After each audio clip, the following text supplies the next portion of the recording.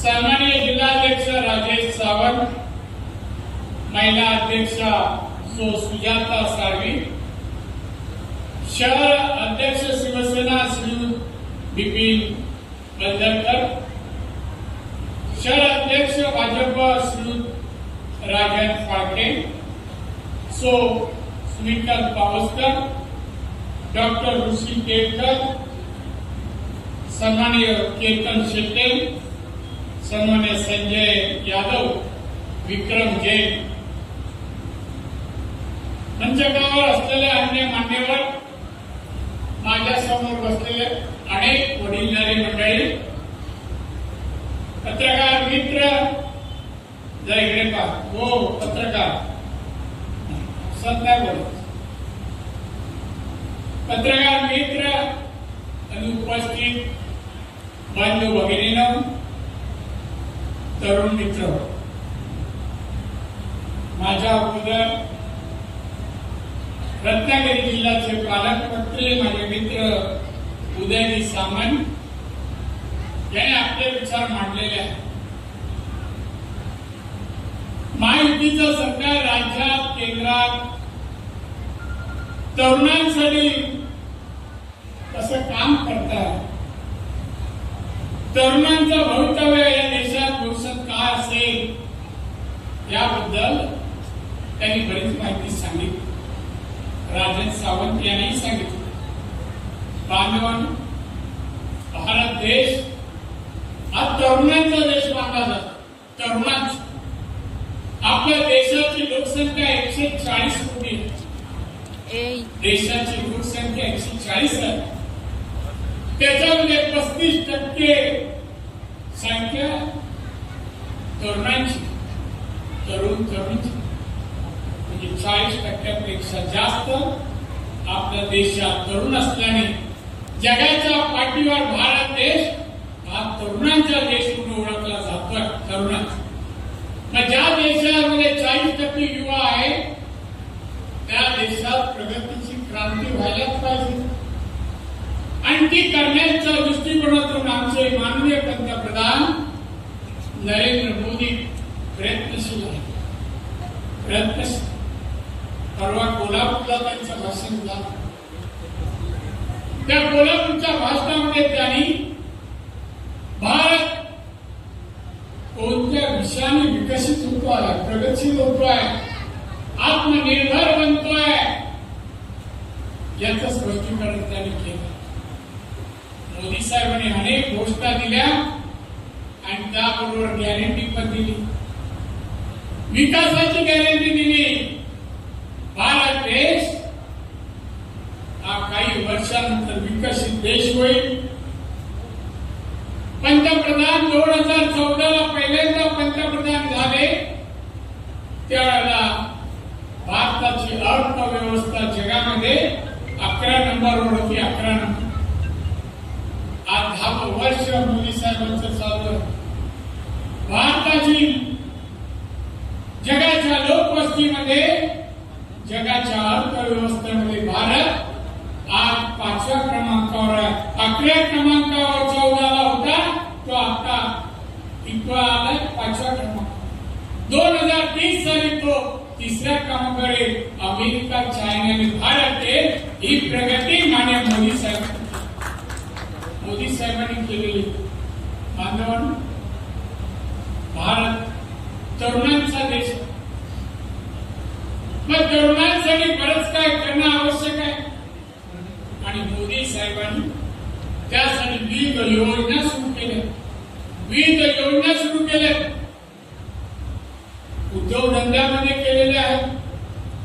वेगवेगळे उद्योग स्टार्टअपमध्ये काय करावं, किती त्यांना लोन द्यावं, कोणती टेक्नॉलॉजी वापरावी,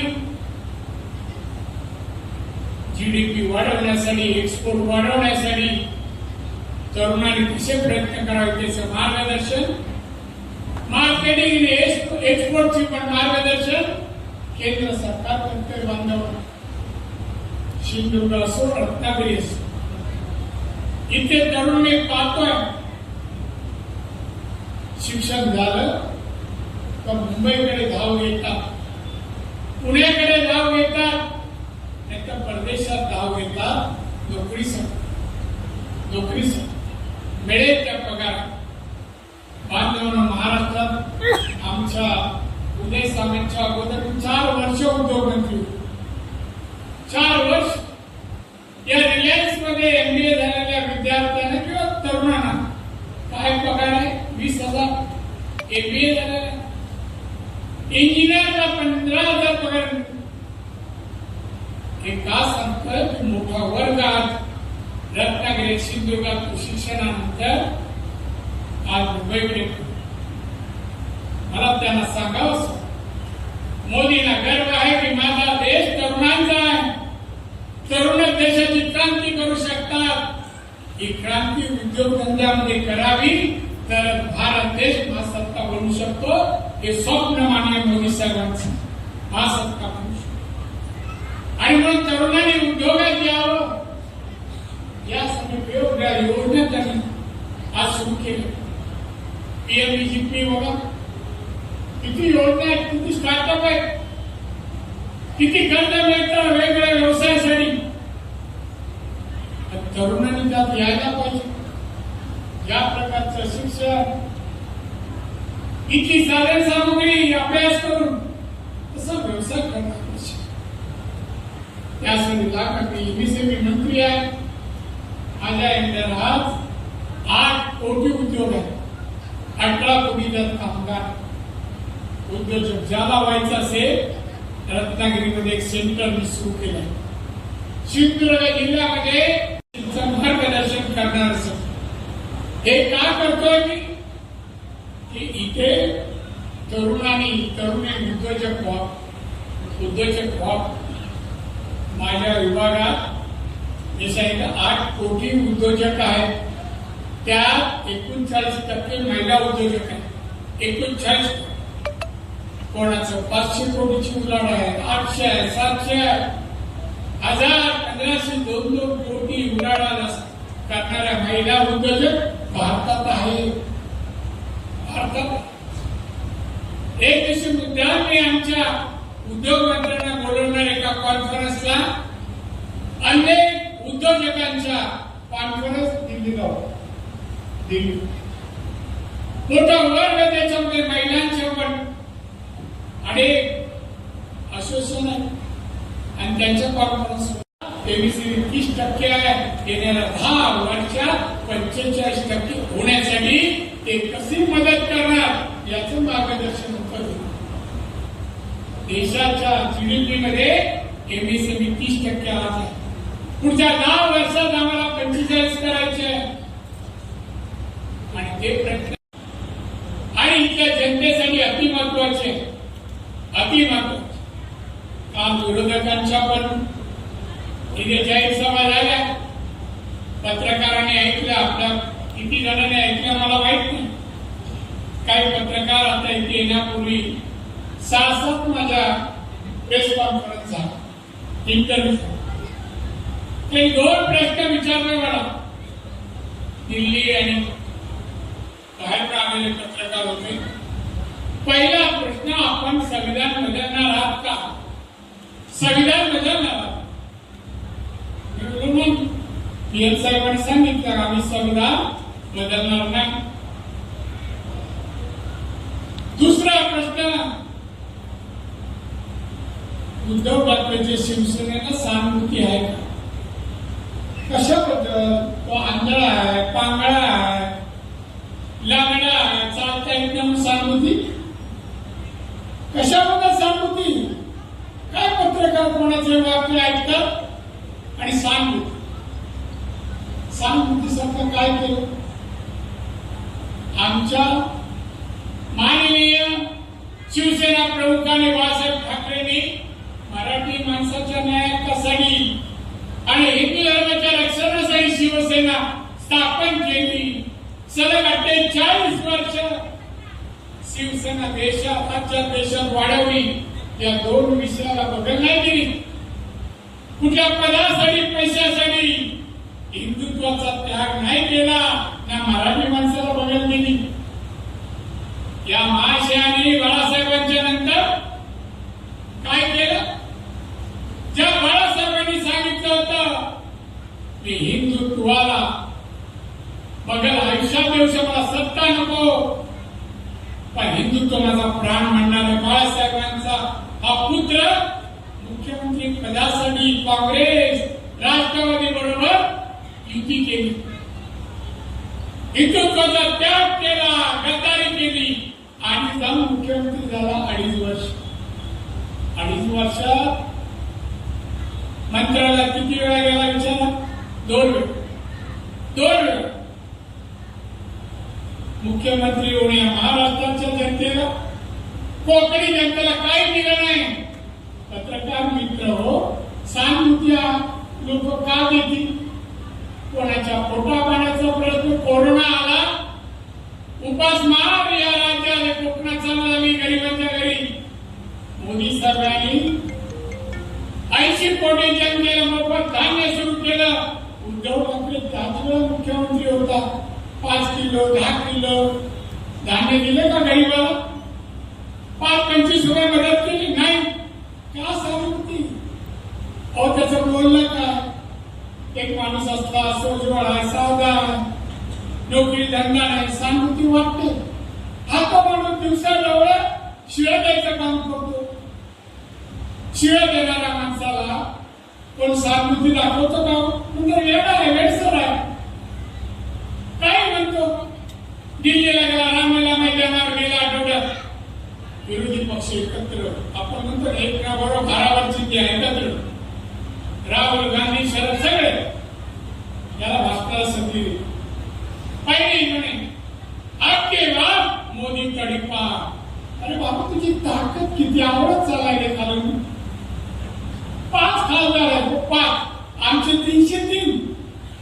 303 खासदारांनी आम्ही 400 मिळवायला चाललोय आणि हा म्हणतो मोदी तडीपार पंतप्रधान.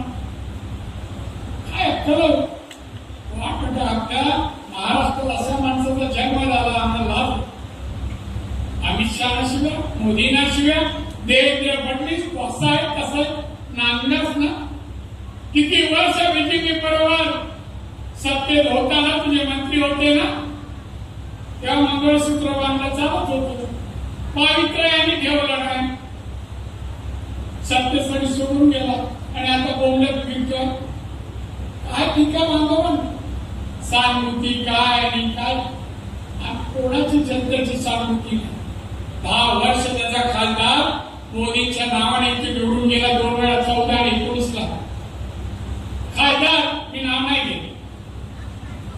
काय दिलं रत्नागिरीला?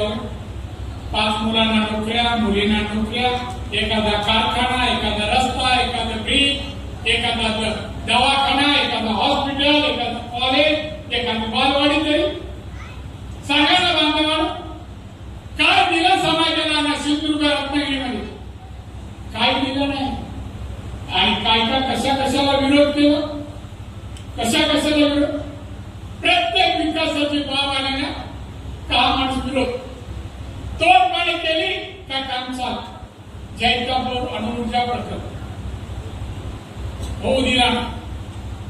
त्यावेळेला मी राज्यात मंत्री होतो. त्यावेळेला विधानसभेत एक प्रस्ताव, कोळशावर वीज निर्माण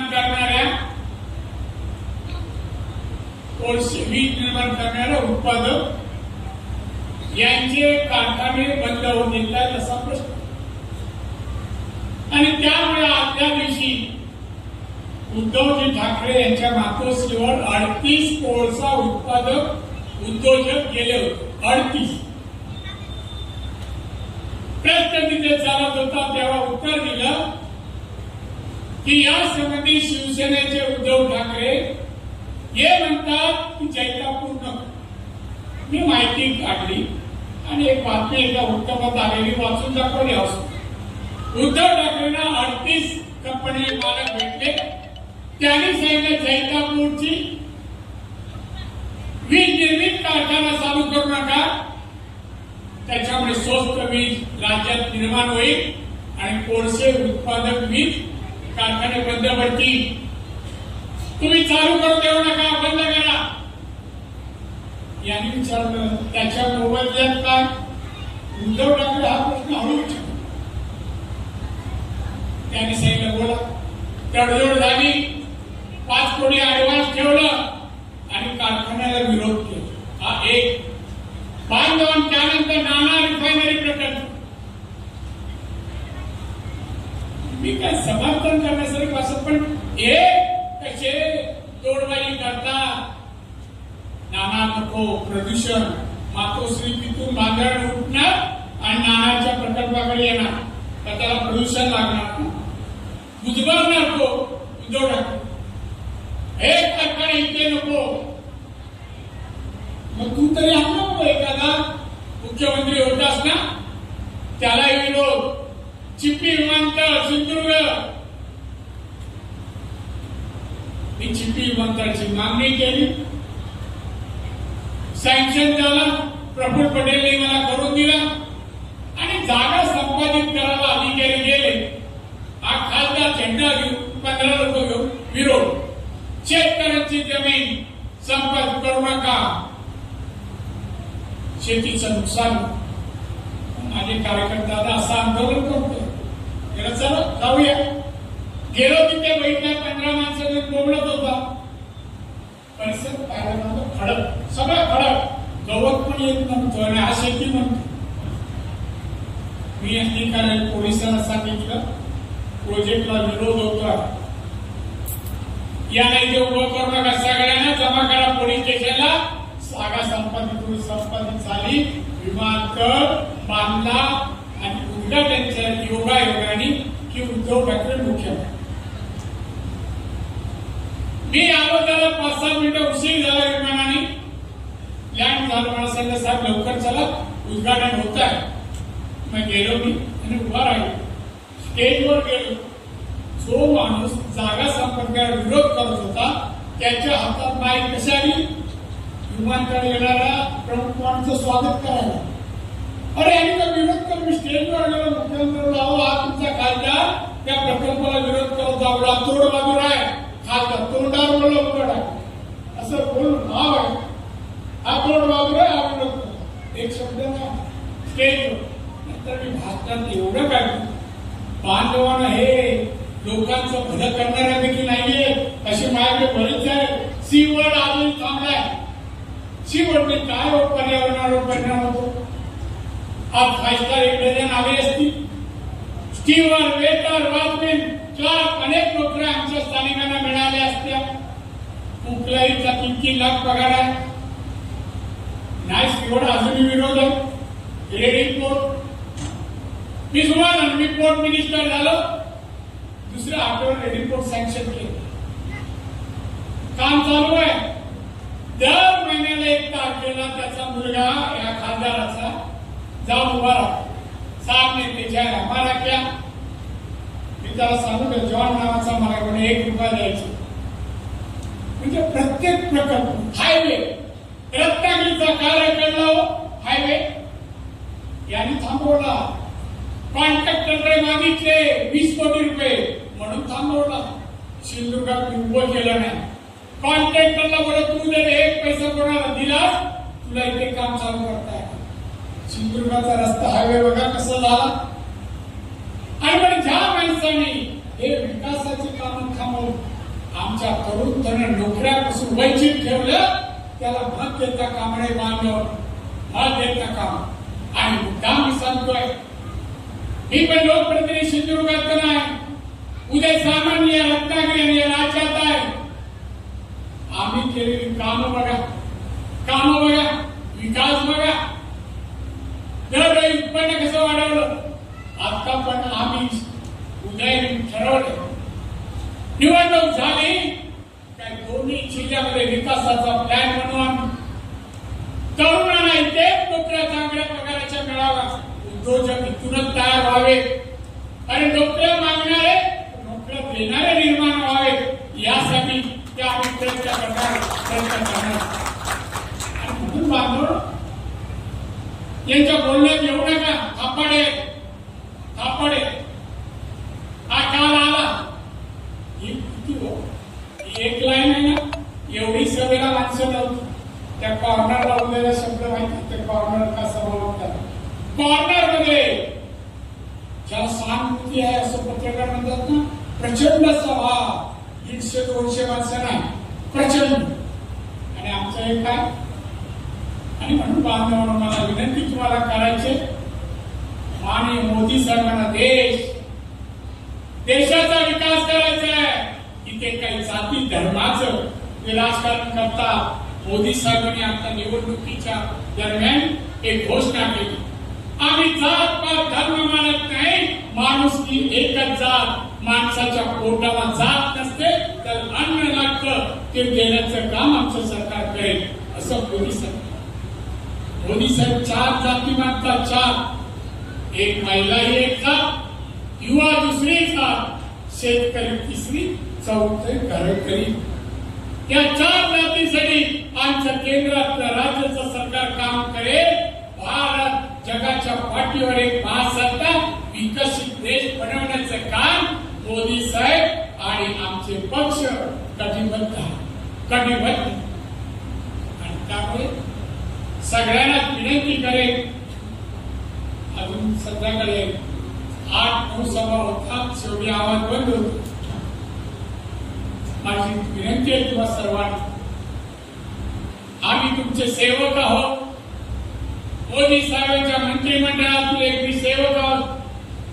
जनतेच्या जीवनामध्ये परिवर्तन करावं, गरीब ते प्रगत देश व्हावा, आर्थिक सुबत्ता आमच्या कोकणात यावी, कोकणी माणूस सबळ व्हावा, सुखी व्हावा, या इच्छेतून या भावनेतून आम्ही काम करतोय.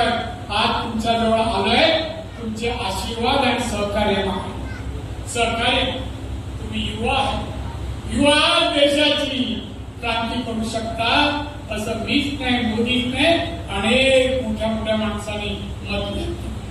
क्रांती करायची शक्ती, ताकद युवांमध्ये. योग्य दिशा, योग्य शिक्षण, योग्य प्रयत्न आणि मेहनत आणि मेहनतीबरोबर बुद्धीचा वापर केल्यास आपण यशस्वी, अपेक्षित आणि महत्वाकांक्षा पूर्ण आपण करू शकतो. हा प्रयत्न युवकने, युवा पिढीने करायला. तुम्ही या कोकणातील तरुण तरुणी आहात, काहीतरी आम्ही निष्पन्न करू, निर्माण करू, ही भावना मनात निर्माण करा आणि कामाला लागा. मी आमचा उद्देश आहोत की आम्ही सर्व पदाधिकारी आम्ही तुम्हाला मदत करायला तयार आहोत. आणि म्हणून रत्नागिरी एक देशातील प्रगत, देखणं आणि एक आदर्श शहर बनवण्यासाठी येणाऱ्या 7 तारीखला तुम्ही सर्व, तुमचे मित्र मंडळी, सहकारी, नाते सर्वांना विनंती करा. आपके बात नारायण राणे निशाणी कमळ आहे, कमळावर कमळाचे बटन जावं आणि मला आपली सेवा करण्याची संधी द्या अशी अपेक्षा करतोय. आणि म्हणून आज तुम्हाला भेटायला आलो, तुम्हाला भेटून मी विनंती करावी. आणि मोदी अबकी बार 400 पार होऊ द्या, मोदींची हॅट्रिक पूर्ण होऊ द्या, त्यासाठी योगदान सहकार्य द्या अशी आशा व्यक्त करतो. इथेच थांबतो. जय हिंद, जय महाराष्ट्र.